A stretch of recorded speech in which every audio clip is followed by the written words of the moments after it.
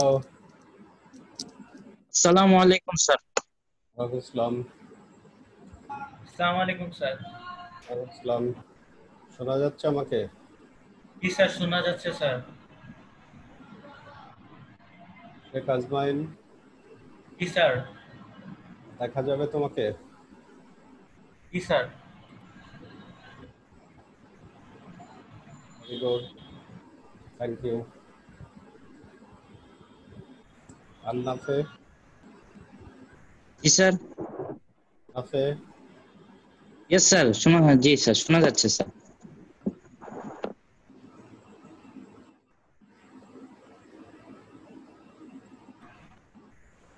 শোনা যাচ্ছে?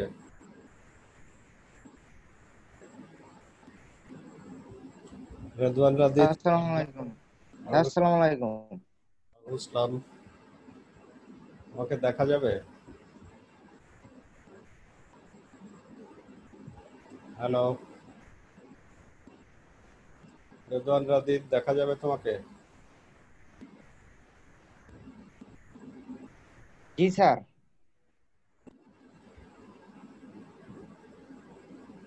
ভালো আছো সবাই না? জি স্যার।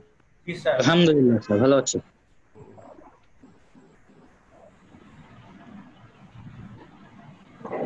পড়াশোনা কেমন চলতেছে সবার? জি স্যার, ভালোই চলতেছে স্যার, আলহামদুলিল্লাহ।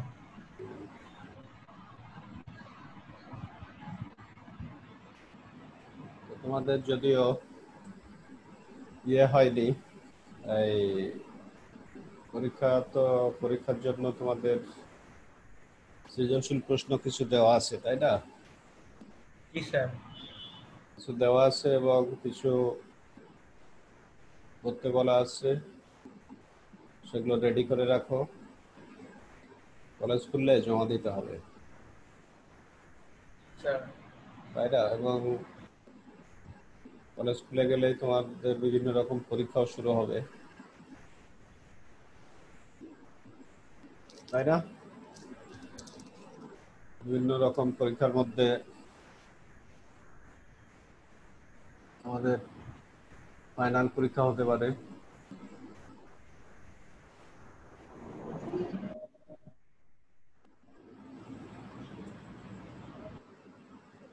আমাদের মধ্যে আরিয়ান নামে কেউ আছে? আরিয়ান? জি স্যার, স্যার আছে আছে স্যার। একজন। মনজির হোসেন আরিয়ান। আরেকজন আছে না, আরিয়ান সাত্তার আরজু। ও আচ্ছা, আরিয়ান সত্তার আরজু, জি। হুম।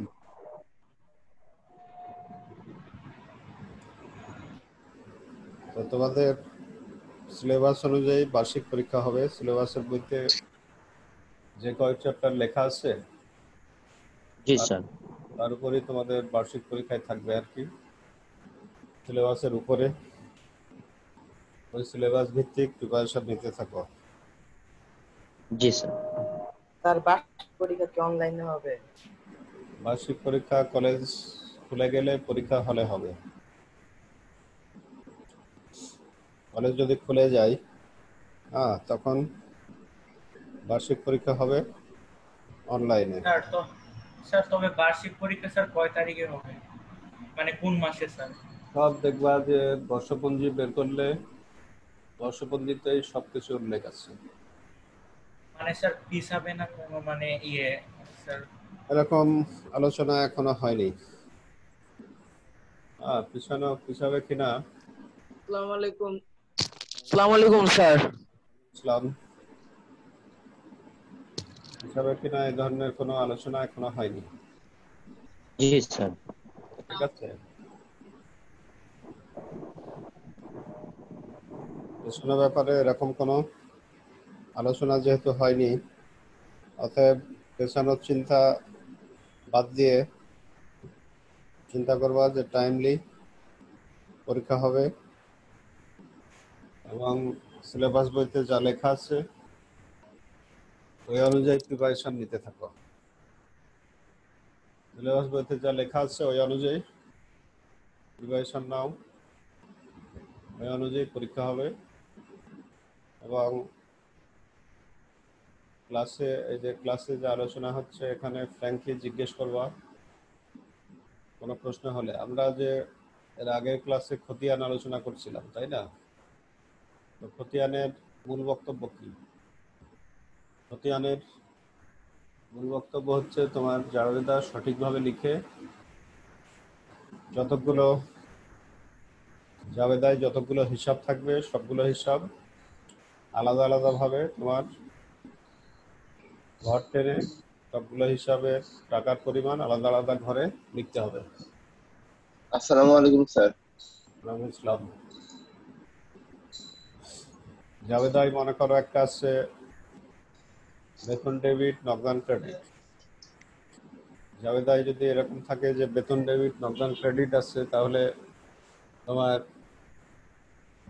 বেতন হিসাবে ডেবিট দিকে টাকার পরিমাণ যাবে, তারপর নগদান হিসাব যেহেতু ক্রেডিট আছে, নগদান হিসাবে ক্রেডিটে টাকার পরিমাণ যাবে। এই তো হচ্ছে ব্যাপার। জি যে স্যার। শেষে উদ্বৃত্ত নির্ণয় করতে হবে। উদ্বৃত্ত মানে তোমার কোনটার পরিমাণ কত। তো পরিমাণ নির্ণয়ের সময় আমরা যেটা জানি যে পরিমাণ নির্ণয়ের সময় কি হয়। পরিমাণ নির্ণয়ের সময় আমাদের হাতে 2000 টাকা ছিল, 500 টাকা খরচ হয়েছে। তাহলে এখন বর্তমান ব্যালেন্স বা উদ্বৃত্ত কত হবে? ব্যালেন্স সিডি বা উদ্বৃত্ত বা ব্যালেন্স বা পরিমাণ কত হবে এখন? 1500 স্যার। 1500। এটাই হচ্ছে উদ্বৃত্ত নির্ণয় করা। এই হচ্ছে ব্যাপার। জি স্যার। আরিয়ান, তোমাকে দেখা যাবে একটু? হ্যালো আরিয়ান।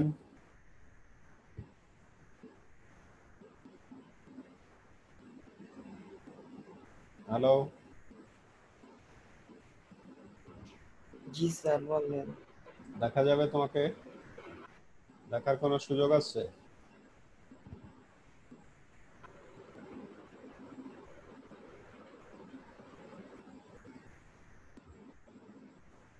এইভাবে তোমার খতিয়ানের হিসাবের মূল বক্তব্যই হচ্ছে জাবেদা সঠিকভাবে আগে লিখতে হবে। জাবেদা সঠিকভাবে লিখে তাহলে সঠিক খতিয়ান করা সম্ভব। যদি কারো জাবেদাতে ভুল হয় তাহলে সঠিক খতিয়ান করা সম্ভব হয় না। আরেকটা জাবেদায় মনে করো আসবাবপত্র হিসাব ডেবিট নগদান হিসাব ক্রেডিট আছে, তাহলে কি হবে? আসবাবপত্র হিসাব যখন তৈরি করবা, আসবাবপত্র হিসাবের ডেবিটে টাকার পরিমাণ লিখতে হবে। আর জি স্যার। নগদান হিসাব ক্রেডিট আছে, তাহলে নগদান হিসাবের ক্রেডিটে টাকার পরিমাণ লিখতে হবে। যে এইভাবে উদ্বৃত্ত নির্ণয় করতে হবে। তো আগের ক্লাসে আমরা একটা সৃজনশীল প্রশ্ন সমাধান করেছিলাম, আজকেও দেখব একটা সৃজনশীল প্রশ্ন।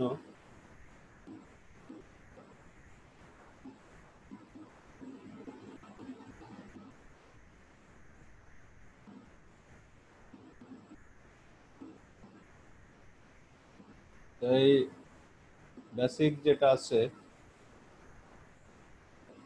এখান থেকে প্রশ্ন আছে কারো? No sir.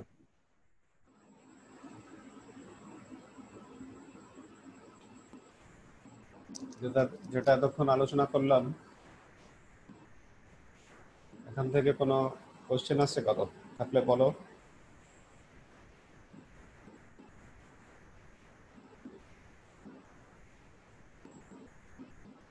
হ্যালো।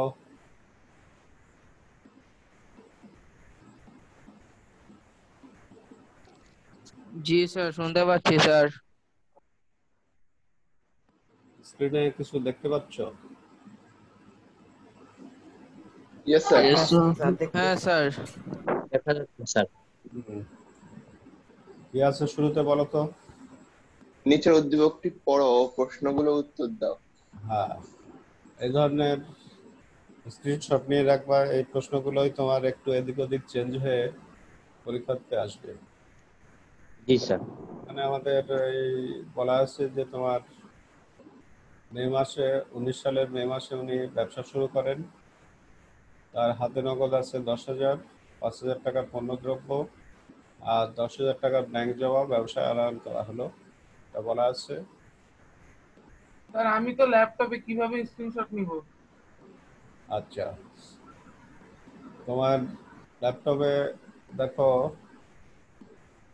ওই স্ক্রিনশট না নেওয়ার তো সফটওয়্যার আছে, তো সফটওয়্যার তুমি ইনস্টল করলে স্ক্রিনশট নিতে পারবা। স্যার আরেকটা উপায় আছে স্যার। আর উইন্ডোজ বাটন আর হলো উইন্ডোজ আর PRSC, হলো PRSC একসাথে টিপতে এটা তাইলেই হবে। চাপতে আমিও একসাথে ল্যাপটপে স্ক্রিনশট মারতেছি। এখন এরপর 5 তারিখে আছে নগদে মেশিন ক্রয় আছে 5,000। 10% বার্তায় সাইফুলের নিকট থেকে পণ্য ক্রয় 10,000 আসছে। এখানে লক্ষ্য করবা যে এই বার্তা বাদ দিয়ে লেনদেন হবে, কারণ তুমি একটা দোকানে কিছু কিনতে গেলা, সেখানে তোমাকে 10% টাকা ছাড় দিল, তাহলে তোমার লেনদেন কত টাকার হবে? লেনদেনটা কত টাকার হবে? 10% স্যার 10% বাদে। 10% বার্তা বাদে না? তাই এই ইয়েস স্যার। এখানে খেয়াল রাখবা যে এখানে তোমার 10% বার্তা বাদে হবে লেনদেন। তারপরে তোমার পণ্য বিক্রয় নগদে আছে 5,000 আর চেকে 20,000 আছে। জীবন বীমা প্রিমিয়াম নগদে দিল 500, চেকে দিল 300।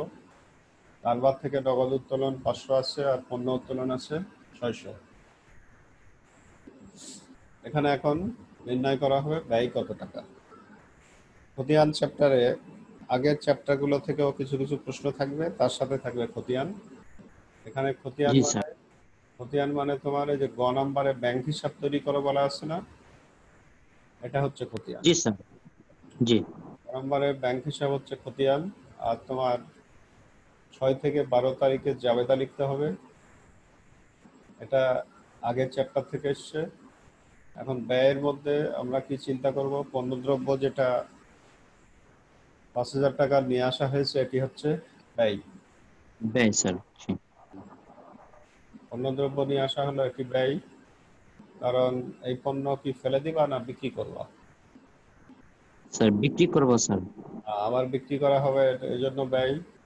তারপরে তোমার এই যে 10% বার্তায় ক্রয় আছে 10,000, এখানে 10% বাদ দিয়ে তোমার লেনদেন হবে 9,000 টাকা, এটাও ব্যয়। এখন জি স্যার। ক্রয় ডেবিট থাকার কারণে যদি ব্যয় হয়, ক্রয় ক্রেডিট থাকার কারণে ব্যয় কমে যাবে। এই জি যে স্যার। পণ্য উত্তোলন 600 টাকা আছে, এই পণ্য উত্তোলন 600 টাকা দিয়ে তোমার ক্রয় হিসাব ক্রেডিট হবে। তো ক্রয় ডেবিট হওয়ার কারণে যদি ব্যয় বাড়ে, তাহলে ক্রয় ক্রেডিট হলে ব্যয়ের পরিমাণ কমে যাবে। এই কারণে আমরা দেখো উত্তরে কি পাচ্ছি। উত্তরে আসবে তোমার এখানে শুরুতে যে 5,000 টাকার পণ্যদ্রব্য আছে, এই 5,000 টাকা পণ্যদ্রব্য আসবে শুরুতে। 5,000 টাকার যে পণ্যদ্রব্য আছে, এখানে দেখো এই পণ্যদ্রব্য 5,000, এটি ব্যয়। পণ্য ক্রয়, ক্রয়ের এখানে তোমার ওই বারটা বাদ দিয়ে হয়েছে, বারটা বাদ দিয়ে ক্রয়ের এখানে হয়েছে 10,000 ছিল, এই 10,000 থেকে 1,000 টাকা বারটা বাদ দিলে হবে 9,000 টাকা ব্যয়। আর পণ্য উত্তোলন করে নিলে তাহলে পণ্যটা কমে গেল, এই জন্য পণ্য খাতে ব্যয় কমে যাবে 600 টাকা দিয়ে, তোমার ব্যয়ের পরিমাণ দাঁড়াচ্ছে 13,400 টাকায়। কোনো প্রশ্ন আছে এখানে কারো? ব্যয়ের মধ্যে এখানে স্যার এখানে যে 9,000 টাকা হয়েছে এটা কি স্যার বারটা বাদ দিয়ে হয়েছে? বারটা বাদ দিয়ে, হ্যাঁ। কারণ তুমি কোথাও একটা জিনিস কিনতে গেলা, দিয়ে তোমাকে সেখানে 10% ছাড় দিল, 10% ছাড় দিলা, জিনিসটার দাম লেখা আছে 5,000, 10% ছাড় দিলে 500 টাকা ছাড় দিল, তাহলে তোমার কত টাকা হবে লেনদেন? 4,500। 4,500 টাকার লেনদেন হবে, তাই না? এই হচ্ছে ব্যাপার। 4,500 টাকার লেনদেন লিখবা। ঠিক তেমন এখানে পণ্য ক্রয়ের পরিমাণ 1,000 বাদ দিয়ে হবে 9,000 টাকা। পণ্য নিয়ে আসলে যদি ব্যয় হয়, পণ্য তুলে নিয়ে গেলে স্বাভাবিকভাবে কি হবে, ব্যয় কমে যাবে। এই জন্য স্যার 600 টাকা ব্যয় মাইনাস হবে, দিয়ে হয়ে যাচ্ছে 13,400 টাকা। তারপরে আমাদের জাবেদা লিখতে বলছে। জাবেদার সূত্র মনে আছে তো সবার?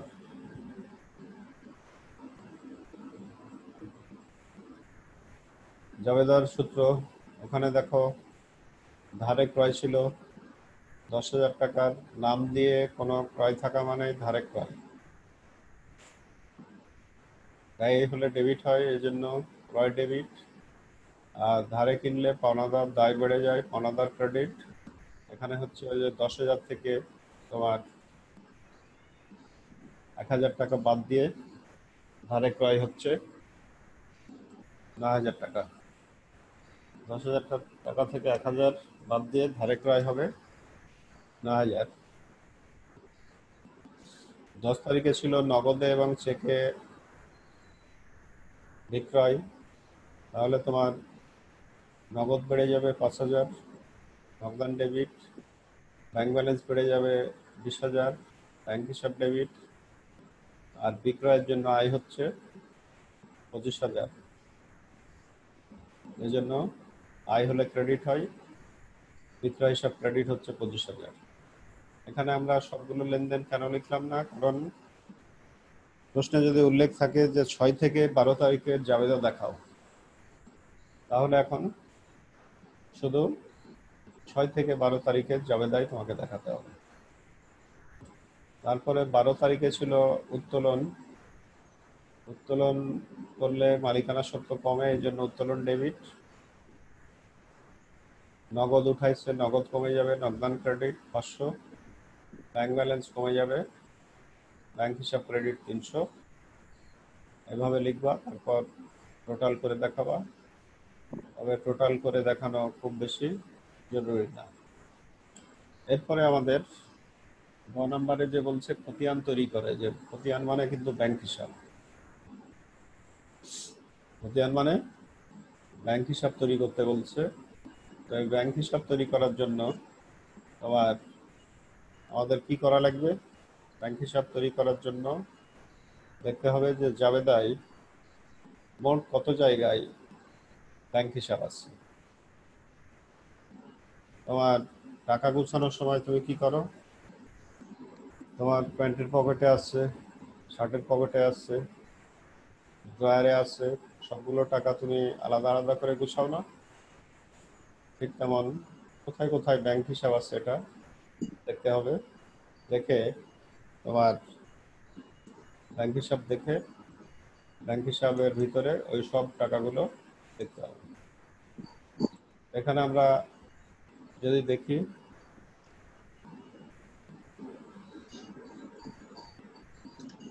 দেখতে পাচ্ছ? No sir. এখানে আমরা এই প্রশ্নটা দেখতে পাচ্ছ তো সবাই? ইয়েস জি স্যার, এখন স্যার। দেখতে পাচ্ছি। তো এখানে আমরা দেখবো যে কোথায় কোথায় ব্যাংক হিসাব আছে, এবং খাতা থাকলে খাতাতে একটু নোট করো। 1 তারিখে ব্যাংক হিসাব ডেবিট আছে। 1 তারিখে এই যে ব্যাংকে জমা টাকা যদি নিয়ে আসে, তাহলে ব্যাংক হিসাব ডেবিট হবে 10,000। এটা খাতায় নোট করো যে 1 তারিখে ব্যাংক ডেবিট আছে 10,000। 5 তারিখে কোনো ব্যাংক গ নাম্বারটা স্যার স্ক্রিনশট নিতে পারিনি স্যার। গ নাম্বারে এখনো যায়নি, আমরা আমরা কেবল আলোচনা করতেছি, ঠিক আছে? Okay sir. এখানে নোট রাখো যে 1 তারিখে ব্যাংক ডেবিট আছে 10,000। 5 তারিখে কোনো ব্যাংক হিসাব নাই, 6 তারিখে নাই, এগুলো কিছু আসবে না। 10 তারিখে এখানে ব্যাংক ডেবিট আছে 20,000। চেকে আছে স্যার। হ্যাঁ, চেকে থাকার স্যার কারণ চেকে মানে জি। এটাও খাতায় নোট করো যে চেকে থাকার কারণে এখানে ব্যাংক ডেবিট আছে 20,000। 12 তারিখে উত্তোলন ডেবিট, নগদান ক্রেডিট, ব্যাংক ক্রেডিট। এখানে ব্যাংক ক্রেডিট আছে 300 টাকা। তাহলে কি দেখতেছি, আর এখানে কোনো ব্যাংক হিসাব নাই, 16 তারিখে ব্যাংক হিসাব নাই। তাহলে দেখতেছি দুই জায়গায় ডেবিট আছে। 1 তারিখে ব্যাংক ডেবিট আছে 10,000, 10 তারিখে ব্যাংক ডেবিট আছে 20,000, আর 12 তারিখে ব্যাংক ক্রেডিট আছে 3,000। তাহলে ব্যাংক হিসাবে ডেবিট দিকে দুইটা টাকা যাবে, একটা হচ্ছে 10,000 যাবে, 10,000, আর হচ্ছে তোমার যে আবার 10 তারিখে ব্যাংক হিসাবের ডেবিট যাবে 20,000, আর 12 তারিখে ব্যাংক ক্রেডিট আছে, এদিকে যাবে 300 টাকা। চলে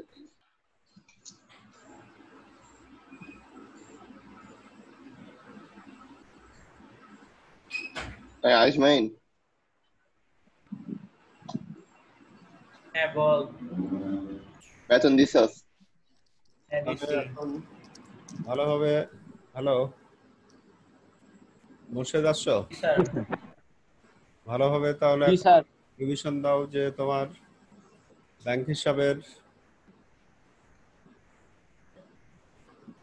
হিসাবের ভালোভাবে রিভিশন দাও যে ব্যাংক হিসাব কোথায় কোথায় আছে, এটা রিভিশন দাও, ওই অনুযায়ী আসবে। পেনিয়াল বলো। হ্যালো পেনিয়াল। স্যার আমি হ্যাঁ স্যার স্যার আমি ক খ টা বুঝতে পারি না, গটা একটু দেখাই আমি স্যার, আমি ক খ আর বুঝতে পারি নাই স্যার। ঠিক আছে, আমরা তাহলে ক খ আবার আলোচনা করব। আর তোমার স্যার স্যার একটা প্রশ্ন ছিল স্যার। বলো। স্যার খতিয়ান করলে কি স্যার আমরা টি ছক দিয়ে করবো না স্যার জে ছক দিয়ে করবো, মানে পরীক্ষার খাতায়? যখন পদ্ধতি উল্লেখ না করবে জি স্যার। তখন যে কোনো পদ্ধতিতে সমাধান দেখাতে পারবা। পদ্ধতি উল্লেখ না করলে যে কোনো পদ্ধতিতে সমাধান দেখাতে পারবা, পদ্ধতি উল্লেখ না করলে। আর যখন বলবে যে চলমান জেদ ছকে করো, তখন চলমান জেদ ছকেই দেখাতে হবে। যদি বলে যে তোমার প্রাচীন ছকে দেখাও, তখন তাই দেখাতে হবে। তাহলে আমরা এখানে তবে স্যার এই প্রশ্নে তো স্যার উল্লেখ নেই, তাহলে কি স্যার এখানে টি ছক বা জেড ছক যে কোনো একটা দেখাইলেই হবে? এখানে যে কোনো ছকে দেখাতে পারবা। এখানে যে কোনো ছকে দেখাতে পারবা। এখানে তোমার 1 তারিখে ব্যাংক ডেবিট আছে তাহলে 10,000, 10 তারিখে ব্যাংক ডেবিট আছে 20,000। মনে রাখো দুইটা ডেবিট আছে 10,000 আর 20,000, আর একটা ক্রেডিট আছে 300। এই অনুযায়ী আমাদের ব্যাংক হিসাবে দেখো দুইটা ডেবিট আসছে, ডেবিট থাকার কারণে 10,000 ডেবিটে মূলধন লিখতে হবে। কোনোদিন খেয়াল রাখবা যে ব্যাংক হিসাবের ভিতর এই বিবরণ কলামে ব্যাংক হিসাব লেখা যাবে না কোনোদিন। মূলধন দিয়ে 10,000 লিখতে হলো ডেবিট থাকার কারণে, আর বিক্রয় দিয়ে 20,000 লিখতে হলো, আর উত্তোলন দিয়ে ক্রেডিট ছিল, ব্যাংক হিসাব ক্রেডিট ছিল 300 লিখতে হলো। এভাবে লেখার পর আমাদের এখন ডেবিটে আমরা বাস্তবে কি করি, বাস্তবে সবসময় বড় টাকা থেকে ছোট টাকা বিয়োগ করি। তোমার হাতে 1,000 আছে, তুমি খরচ করলা 200, তোমার তাহলে কত থাকবে ব্যালেন্স? Sir 800 sir. 800 টাকা থাকবে ব্যালেন্স। এটা কিভাবে করলা? বড় টাকা থেকে ছোট টাকা বাদ দিয়ে না, 10,000 থেকে 200 বাদ দিয়ে। এখানেও তেমন বড় টাকা থেকে ছোট টাকা বাদ যাবে। এখানে এই যে 10,000 আর 20,000-এর যোগফল 30,000 লিখলাম, এই সোজাসুজি এদিকে 30,000 আগে লিখতে হবে। 30,000 লিখে উপরে 300 বাদ দিলে হয়ে যাবে 29,700 টাকা। এটা হচ্ছে ব্যালেন্স সিডি, 29,700। ব্যালেন্স সিডির বাংলা হচ্ছে উদ্বৃত্ত স্থানান্তরিত হবে। এটা মে মাসের অঙ্কের কারণে মে মাসের লাস্ট দিন হচ্ছে 31 তারিখ, ব্যালেন্স সিডি এখানে হবে 29,700 টাকা। আর যেটা মাসের শেষে উদ্বৃত্ত হচ্ছে এটাই পরের দিন জুনের 1 তারিখে লিখতে হচ্ছে ব্যালেন্স বিডি দিয়ে 29,700 টাকা। তো এই হিসাবে কোনো কারো কোশ্চেন থাকলে বলো। 2 নাম্বার, এখানে সবগুলো ক্রয় সংক্রান্ত লেনদেন কেন আসেনি? কারণ ক্রয়ে ব্যাংক হিসাব নাই ওই লেনদেনের সাথে।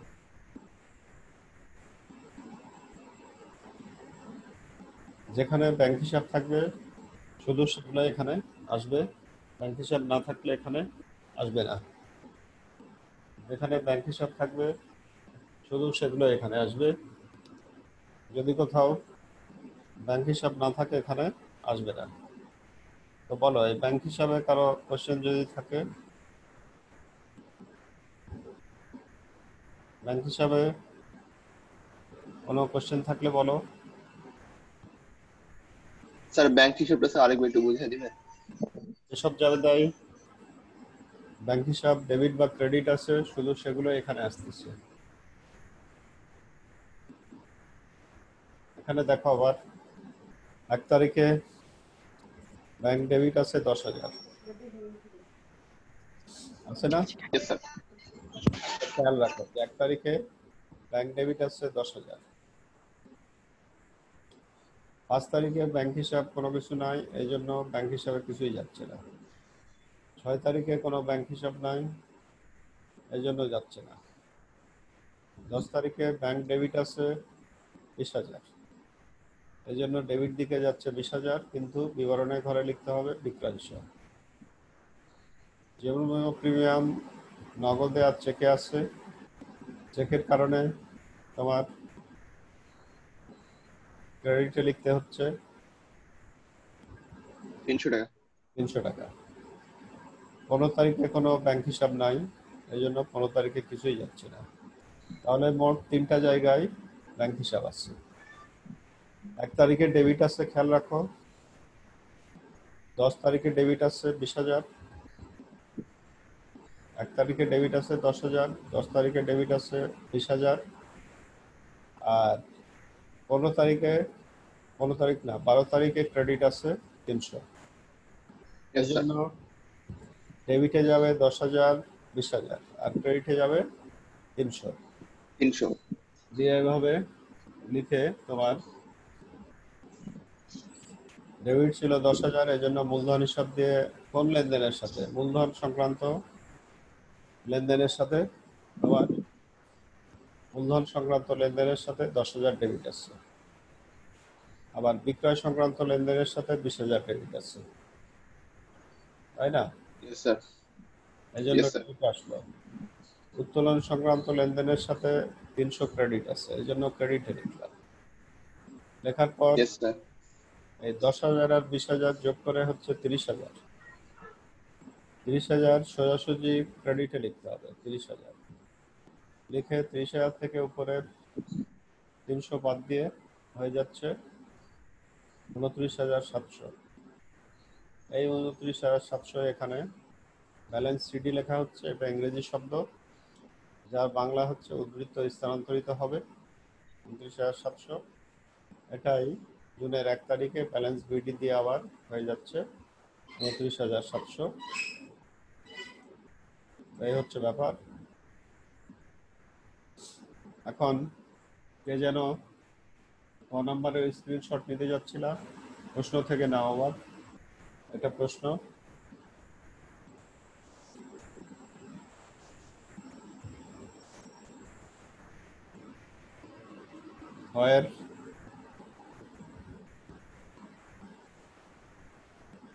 হয় স্ক্রিনশট নাও। নেওয়া শেষ স্যার। হয় স্ক্রিনশট নাও। নেওয়া শেষ? শেষ স্যার। স্যার কটা একটু দেখান। এই যে ক দেখো আবার, হ্যাঁ স্যার হয়েছে। আবার খ দেখো কেউ যদি দেখতে চাও।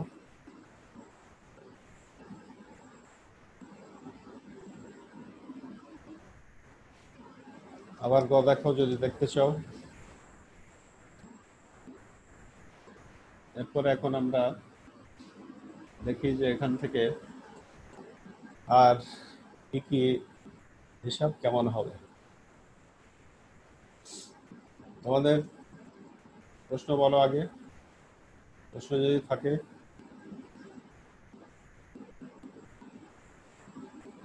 হ্যালো, না স্যার কোনো প্রশ্ন নাই। প্রশ্ন নাই। এখন তাসকিন, তাসিন শোনো, ক্রয় হিসাবটা কেমন হবে বলো। আমরা খতিয়ানে যদি এখান থেকে ক্রয় হিসাব তৈরি করতে বলে, ক্রয় হিসাবে এখানকার কোন কোন লেনদেন কোন দিকে লিখবা? ক্রয় হিসাবে কোন কোন লেনদেন লিখবা? তাসিন বলো। স্যার 5 তারিখের এটা আর 6 তারিখেরটা। আচ্ছা, এভাবে লিখলে হবে না, কারণ 5 তারিখে মেশিন ক্রয় করলে যন্ত্রপাতি ডেবিট হয়, নগদান ক্রেডিট হয়, এখানে কোনো ক্রয় হিসাবই নাই। এই জন্য যা দেখা যাচ্ছে যে জাবেদা আগে ঠিকভাবে জানতে হবে, না হলে খতিয়ান করা সম্ভব হবে না। 5 তারিখে কোনো ক্রয় হিসাবই নাই। 5 তারিখে যন্ত্রপাতি ডেবিট, নগদান ক্রেডিট, 5 তারিখেরটা ক্রয় হিসাবে আসবেই না।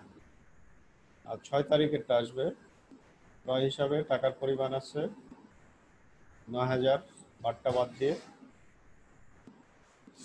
এই 6 তারিখেরটা আসবে 9,000। আর কি কোনোটা আসবে তাসিন?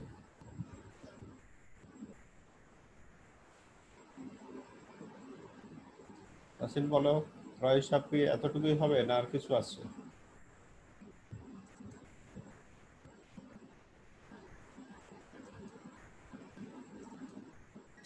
আজমাইন, আজমাইন বলো, যদি আমরা ক্রয় হিসাব তৈরি করি তাহলে ক্রয় হিসাবটা কেমন হবে? স্যার ক্রয় হিসাব তৈরি করলে স্যার মানে স্যার খতিয়ান তৈরি করা হুম, মানে স্যার স্যার প্রথমত স্যার যেগুলা ক্রয় হিসাব স্যার সেগুলা প্রথমে স্যার নির্ণয় করতে হবে স্যার। আচ্ছা বলো তো। তারপর স্যার হ্যাঁ, বলো দেখি। তারপর স্যার হুম, ডেবিট ক্রেডিট অনুসারে স্যার খতিয়ানে সাজাইতে হবে। আচ্ছা, তাহলে এখানে বলো তো যে কোন কোন লেনদেনের ক্রয় হিসাব আছে? স্যার মে 5 নগদে মেশিন ক্রয় এটা 5,000 টাকা। হ্যাঁ, এটা আমি তার একটু আগেই বললাম যে মেশিন ক্রয় দিয়ে যন্ত্রপাতি ডেবিট হবে, নগদান ক্রেডিট হবে, ফলে এটা মানে ক্রয় হিসাবে আসবে না। ও সরি স্যার মানে এটা ভুলে বলছি। মানে স্যার তাহলে স্যার 10% বাট্টায় সাইফুলের নিকট হতে পণ্য ক্রয়। হুম, এটা কত স্যার এটা কত টাকা আসবে? স্যার এটা স্যার 9,000 টাকা আসবে স্যার। 9,000 স্যার 9,000 টাকা। 9,000, ঠিক আছে। আর তারপর স্যার 10% নগদে এত টাকা, এটা হবে না স্যার। নগদ জীবন বীমা ঋণের কারবার হতে নগদ উত্তোলন। স্যার এই একটাই স্যার। আচ্ছা, হয়নি, এখনো হয়নি। এখন নাফে, নাফে বলো দেখি, ক্রয় হিসাবে কোন কোন লেনদেন আসবে? আমরা যদি এই একই প্রশ্ন থেকে ক নাম্বারে যদি বলা হয় যে ক্রয় হিসাব প্রস্তুত করো, তাহলে কোন কোন লেনদেন আসবে? স্যার আসবেন তো 6 তারিখেরটা বলছি স্যার, 6 তারিখটা আসবে স্যার। 6 তারিখ আর ঠিক হলো আছে। স্যার এই যে স্যার এই যে 10% বাট্টায় সাইফুলের নিকট পণ্য ক্রয় স্যার। হ্যাঁ, এটাই তো বললো 9,000। এছাড়া আর কোনো লেনদেন কি আসবে ক্রয় হিসাবে? স্যার আমার মনে হচ্ছে স্যার মের 12 তারিখ জীবন বীমার প্রিমিয়ার নগদে স্যার। এখানে কি ক্রয় হিসাব আছে কোনো? No sir. এই জীবন বীমার প্রিমিয়াম নগদে এটার স্যার। জন্য তো তোমার জাবেদা হয় উত্তোলন ডেবিট, নগদান ক্রেডিট, ব্যাংক ক্রেডিট। জি স্যার। তাহলে এখানে তো কোনো ক্রয় হিসাবই নাই। নো। আর কোনটা আসতে পারে মনে হয়?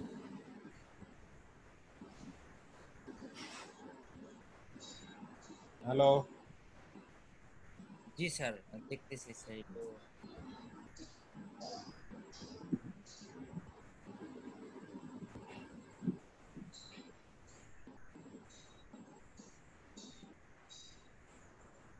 এখানে দেখো 1 তারিখে ক্রয় হিসাব ডেবিট হবে 5,000।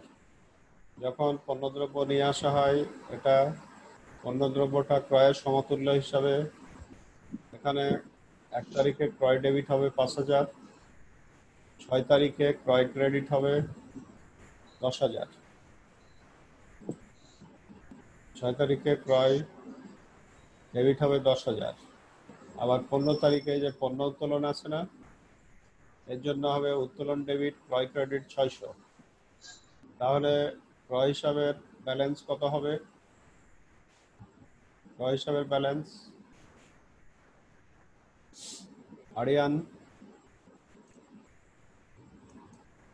আরিয়ান বলো দেখি, ক্রয় হিসাবের ব্যালেন্স কত হবে তাহলে? হ্যালো আরিয়ান। 13,600। ক্রয় দেখো এখানে ডেবিট 10,000, এই 5,000, আর এখানে হচ্ছে ডেবিট 9,000, তাই না? 9 পাশে 14,000 ডেবিটে থাকবে আর ক্রেডিটে থাকবে 600। তাহলে 5,000 14,600 স্যার। 13,400। 3,000 এখানে 5,000 পণ্যদ্রব্য ক্রয় ডেবিটে থাকবে, আর এখান থেকে থাকবে 9,000। 14,000 ডেবিটে থাকবে, সেই যোগফল থেকে 600 বাদ দিলে হবে 13,400 টাকা ক্রয় হিসাবের উদ্বৃত্ত। Clear boys? Yes sir. তাহলে ক্রয় হিসাবের উদ্বৃত্ত হচ্ছে 13,400। এখন নাফিজ শাহরিয়ার বলো তাহলে, স্যার প্রশ্নটা আবার বলবেন? ক্রয় হিসাব যদি আমরা তৈরি করি, ক্রয় হিসাবের উদ্বৃত্ত কত হবে?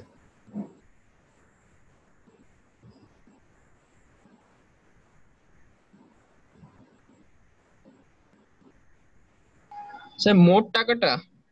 ক্রয় হিসাবের উদ্বৃত্ত কত হবে? একটু আগেই বললাম। স্যার 13,400। হ্যাঁ, এখানে ক্রয় ডেবিট 5,000, এখানে ডেবিট 9,000, তাহলে দুইটা মিলে ডেবিটে কত? 14,000। 14,000 থেকে এখানে ক্রয় ক্রেডিট আছে 600, বাদ দিলে ব্যালেন্স হয়ে যাবে কত? 13,400 টাকা। তো এখন আর কারো কোনো কোশ্চেন থাকলে বলো বয়েজ।